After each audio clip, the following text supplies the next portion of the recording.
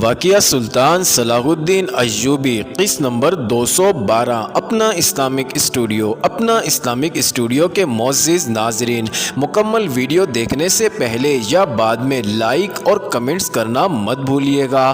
آپ کے کمنٹس اور لائک ہماری حوصلہ افزائی کے لیے بہت اہم ہیں اور ہماری دوسری موضوعات پر بننے والی ویڈیوز کو بھی ضرور واچ کیجیے گا۔ چلتے ہیں اب واقعے کی جانب۔ ناظرین، اس ناگو والے قلعے میں انٹیلیجنس کمانڈر حسن بن عبداللہ کے سپاہی داخل ہونا شروع ہو گئے۔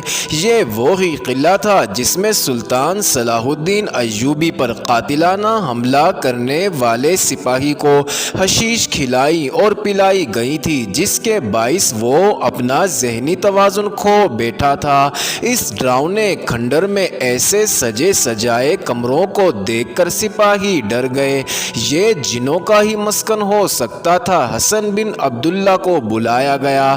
اس نے اندر جا کر سامان دیکھا تو اس پر راز کھلنے لگے۔ اتنے میں چند ایک سپاہیوں نے سیاہ ریش والے آدمی کو کہیں سے پکڑ لیا۔ اس کے ساتھ ایک خوبصورت لڑکی تھی۔ ان کے بعد 6 اور آدمی کونوں کھدروں میں چھپے ہوئے پکڑے گئے۔ ان کے پاس کمانیں اور تیر تھے۔ سیاہ ریش نے خدا کا برگزیدہ انسان اور تنہائی میں چلا کاٹنے والا تارک الدنیا بننے کی بہت کوشش کی، لیکن اتنی حسین اور جوان لڑکی اور تیر و کمان سے مسلح افراد اور ان کا فوج کے ساتھ مقابلہ اسے جھٹلا رہا تھا۔ اس کے سامان پر قبضہ کر لیا گیا اور ان سب کو لے گئے۔ 3-4 مرتبان سراہیاں اور پیالے بھی برآمد ہوئے تھے۔ یہ چیزیں رات کو طبیب کو دے دی گئیں۔ اس نے مرتبانوں اور سراہیوں کو سونگ کر ہی بتا دیا کہ ان میں وہ شربت ہے جو حسن بن صباح کی ایجاد تھا۔ ان تمام آدمیوں اور لڑکی کو قید خانے میں لے گئے۔ صبح طلوع ہو رہی جب لڑکی نے اذیتوں کے پہلے مرحلے میں ہی بتا دیا کہ یہ گروہ فدائیوں کا ہے اور یہ لوگ نیا حلف لے کر آئے تھے کہ سلطان ایوبی کو قتل کر کے لوٹیں گے ورنہ مر جائیں گے۔ لڑکی نے بتایا کہ اس محافظ سپاہی کو سیاہ ریش نے پھانسا تھا اور اسے نشہ پلا کر اس پر عمل تنویم کیا جاتا تھا، یعنی ہپنوٹزم، جس سے دماغ کو قابو میں کر لیا جاتا ہے۔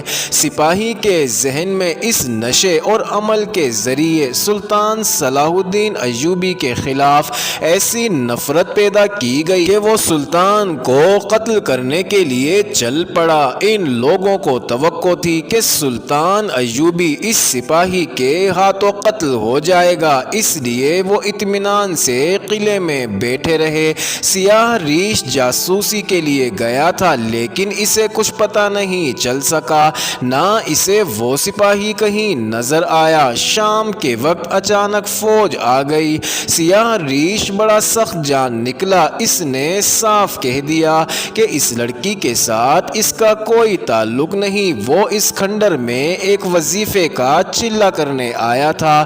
اس کے دوسرے ساتھیوں نے بھی پہلے انکار کیا، لیکن حسن بن عبداللہ نے جب انہیں تہہ خانے میں لے جا کر اذیت رسانی کے عمل میں ڈالا تو انہوں نے باری باری اپنے جرم کا اعتراف کر لیا۔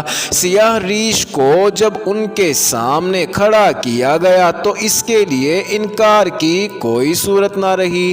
اس نے جب اپنے ساتھیوں کی حالت دیکھی تو اس پر لرزہ طاری ہو گیا۔ اسے کہا گیا کہ وہ تمام تر واقعات پوری تفصیل سے سنا دے تو اسے باعزت طریقے سے رکھا جائے گا، ورنہ اسے مسلسل اذیتوں میں ڈال کر مرنے بھی نہیں دیا جائے گا اور زندہ رہنے کے قابل بھی نہیں رہنے دیا جائے گا۔ اس نے تہہ خانے میں اذیت رسانی کا سامان اور طریقے دیکھے تو وہ سب کچھ بتانے پر رضامند ہو گیا۔ اس کے بیان کے مطابق وہ فدائی قاتلوں کے گروہ کا آدمی تھا۔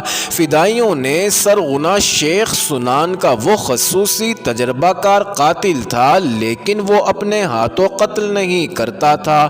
اس کا طریقہ کار اسی قسم کا تھا جو اس نے اس واردات میں استعمال کیا تھا۔ یہ حسن بن صباح کی ایجاد تھی۔ اپنا اسلامک اسٹوڈیو کے معزز ناظرین، اگر اس فرقے کے متعلق کتابیں پڑھی جائیں تو ان میں اس طریقے کی تفصیلات واضح ہو جاتی ہیں۔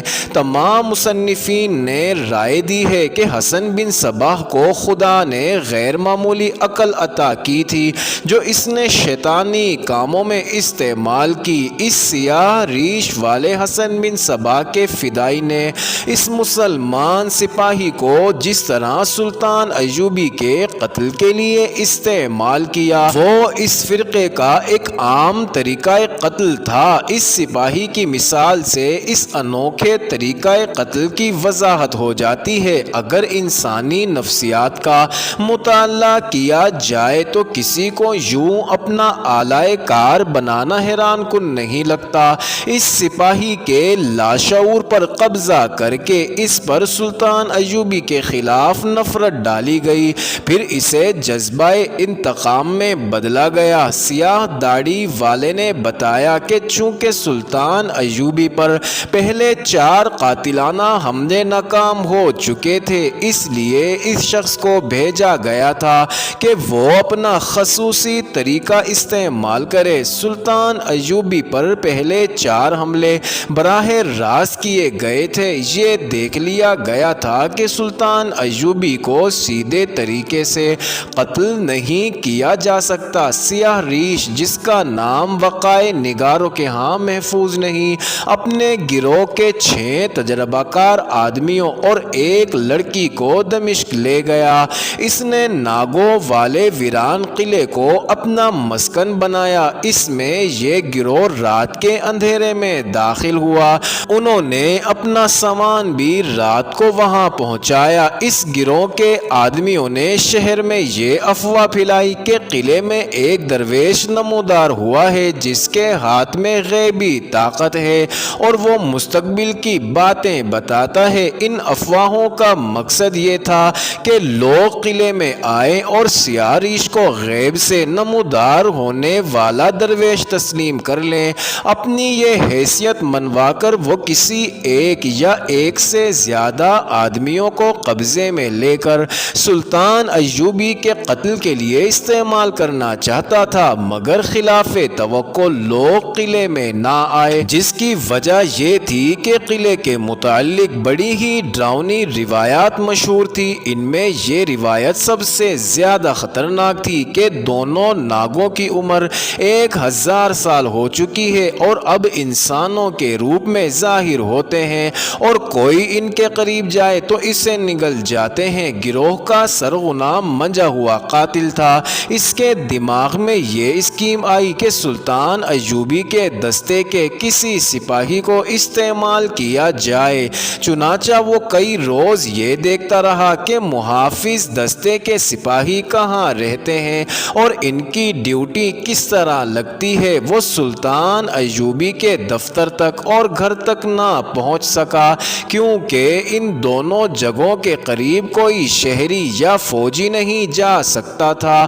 یہ ممنوع علاقہ تھا، تاہم اس استاد نے اس محافظ سپاہی کو دیکھ لیا اور کسی طرح یہ بھی معلوم کر لیا کہ وہ سلطان ایوبی کے دفتر کے محافظوں میں سے ہے، یعنی یہ آسانی سے سلطان ایوبی تک پہنچ سکتا تھا۔ اس نے اس سپاہی پر نظر رکھی۔ ناظرین، اس وقت سیاہ ریش کا حلیہ کچھ اور تھا۔ ایک روز یہ سپاہی اسے باہر جاتا نظر آ گیا۔ سیاہ ریش نے اسے راستے میں روک لیا اور اس کے ساتھ ایسی باتیں کی جنہیں کوئی انسان، خواہ وہ کتنی ہی مضبوط شخصیت کا ہو، نظر انداز نہیں کر سکتا۔ ان باتوں کے لیے جو لب و لہجہ اختیار کیا گیا اور جو اداکاری کی گئی وہ انسانی فطرت پر طلسماتی اثر کرتی ہے۔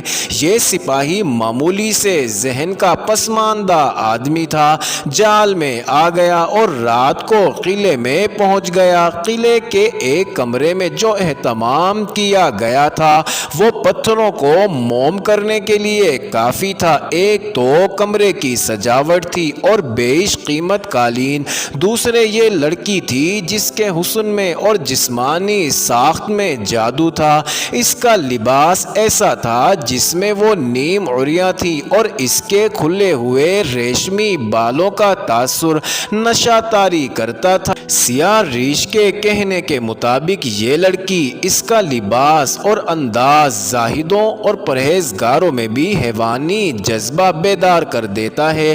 تیسری اور اصل چیز وہ شربت تھا جو وہ لوگ اپنے شکار کو پلاتے تھے۔ شیشے کا گولا فریب نظر پیدا کرنے کے لیے تھا۔ اس سپاہی کے ذہن میں یہ ڈالا گیا کہ وہ شاہی خاندان کا فرد ہے اور اس کا خاندان تخت سلیمان کا وارث ہے۔ تخت سلیمان کا وجود تھا یا نہیں، دلچسپ کہانیوں میں اس کا بہت ذکر آتا ہے اور ایسے انداز سے آتا ہے کہ یہ ایک حسین اور پراسرار تصور کی طرح لوگوں کے ذہنوں پر سوار ہو جاتا ہے۔ یہ سپاہی جب اس کمرے میں داخل ہوا تو کمرے کی زیبائش اور قیمتی سامان نے اسے متاثر کیا۔ سیاہ ریش مراقبے کی حالت میں تھا، اس کا بھی اثر تھا۔ اس نے جب اتنی حسین لڑکی دیکھی تو مرعوب ہو گیا۔ لڑکی نے اسے جو شربت پلایا اس میں نشہ تھا۔ اس نشے کا اثر یہ تھا کہ انسان حقیقی دنیا سے لاتعلق ہو کر حسین تصورات کی دنیا میں چلا جاتا ہے۔ اس کیفیت میں اس پر عمل تنویم کیا جاتا، یعنی اسے ہپناٹائز کر لیا جاتا اور اس کے ذہن میں اپنے مطلب کے تصورات ڈالے جاتے تھے۔ اس کے ہاتھ میں شیشے کا جو گولا دیا جاتا تھا اس میں سے قندیل کی لو کے کئی رنگ نظر آتے تھے جو کوئی عجوبہ نہیں تھا۔ شیشے کی ساخت ایسی تھی کہ اس میں سے گزرتی روشنی اپنے ساتوں رنگوں میں نظر آتی تھی۔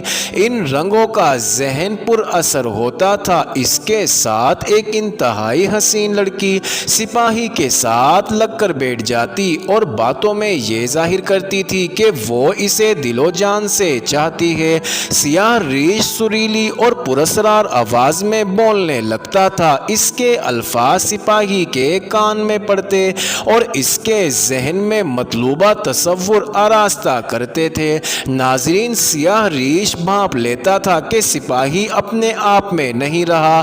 اس وقت وہ اس کے ہاتھ سے شیشے کا گولا لے کر اس کی آنکھوں میں آنکھیں ڈال دیتا اور اسے ہپناٹائز کر لیتا تھا۔ سپاہی جسے اپنی آواز سمجھتا تھا وہ سیاہ ریش کی آواز ہوتی تھی۔ پھر وہ اس مرحلے میں داخل ہو جاتا تھا جہاں وہ اپنے تصور کو حقیقی سمجھ کر اس کا حصہ بن جاتا تھا۔ کمزور شخصیت کے سپاہی نے یہ اثرات قبول کر لیے۔ سیاہ ریش اسے حقیقی دنیا میں واپس لے آیا۔ اس مقصد کے لیے اسے کچھ سنگایا جاتا تھا۔ ناظرین، سیاہ ریش دوسرے کمرے میں چلا جاتا اور لڑکی سپاہی کے ساتھ اکیلی رہ جاتی۔ وہ سپاہی کے اعصاب اور دماغ پر غالب آ جاتی۔ اس مقصد کے لیے وہ ایسی حرکات اور ایسی باتیں کرتی تھی جس کے اثر سے کم از کم یہ سپاہی بچ نہیں سکتا تھا۔ سپاہی کو صرف تخت سلیمان دکھا کر رخصت کر دیا گیا اور اس کے ذہن میں ڈال دیا گیا کہ راز ابھی باقی ہے۔ سپاہی کے دل میں تجسس پیدا ہو گیا۔ دوسری بار اس پر یہی عمل کیا گیا اور اسے کچھ اور دکھا دیا گیا۔ انہوں نے یہ دیکھ لیا تھا کہ سپاہی پوری طرح ان کے جال میں آ گیا اور وہ اس کے ذہن پر قبضہ کرنے میں کامیاب ہو گئے تھے۔ وہ اب ان کی منت سماجت کرتا تھا کہ اسے سارا راز بتایا جائے۔ اسے کہا گیا کہ وہ کئی روز ان کے پاس رہے۔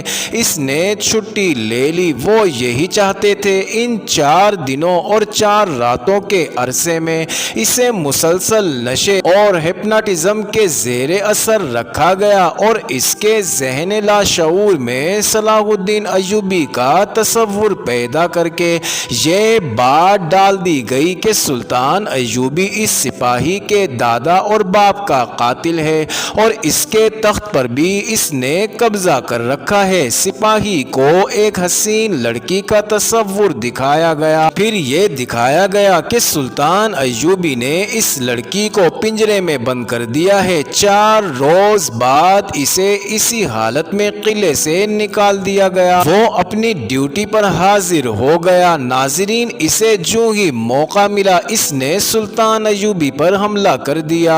سپاہی بے ہوش پڑا تھا۔ طبیب نے اس کے ذہن سے نشہ آور شربت کا اثر زائل کرنے کے لیے دوائی دی تھی۔ وہ حقیقت اور تصورات کے درمیان بھٹک رہا تھا۔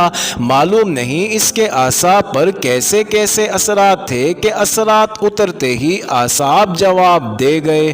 طبیب نے اسے ہوش میں لانے کے کچھ اور طریقے اختیار کیے اور 2 روز بعد سپاہی نے آنکھ کھولی۔ وہ اس طرح اٹھا جیسے گہری نیند سو گیا تھا اور خواب دیکھتا رہا تھا۔ اپنے ارد گرد کھڑے آدمیوں کو حیرت سے دیکھنے لگا۔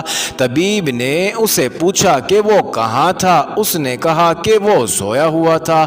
بہت دیر بعد وہ اپنے آپ میں آیا تو وہ زیادہ کچھ نہ بتا سکا۔ اس نے بتایا کہ سیاہ داڑھی اور چوغے والا ایک آدمی اسے قلعے میں لے گیا تھا۔ وہاں اس نے کچھ اور باتیں بھی بتائیں، لیکن اسے بالکل یاد نہیں تھا کہ اس نے تخت سلیمانی وغیرہ دیکھا ہے۔ اسے یہ بھی یاد نہیں تھا کہ اس نے سلطان ایوبی پر تلوار سے حملہ کیا تھا۔ یہ یقین کرنے کے لیے سپاہی دھوکہ نہیں دے رہا، اسے سلطان ایوبی کے سامنے لے جایا گیا۔ اس نے فوجیوں کی طرح سلطان کو سلام کیا۔ سلطان ایوبی نے اس کے ساتھ شفقت اور پیار سے بات کی، مگر وہ حیران تھا کہ ان لوگوں کو کیا ہو گیا ہے اور یہ کیا کر رہے ہیں۔ آخر اسے بتایا گیا کہ اس نے کیا کیا ہے۔ وہ چلا اٹھا، یہ جھوٹ ہے، میں اپنے سلطان پر حملہ نہیں کر سکتا۔ سلطان ایوبی نے کہا کہ یہ بے گناہ ہے، اسے یاد ہی نہیں کرایا جائے کہ اس نے کیا کیا ہے۔ پھر سلطان صلاح الدین ایوبی اور ان کی انٹیلیجنس کمانڈ نے ایک چال چلنے کا ارادہ کیا۔ معزز ناظرین، یہ انٹرسٹنگ ویڈیو جاری ہے۔ اگلی ویڈیو کس نمبر 213 میں دیکھنا مت بھولیے گا۔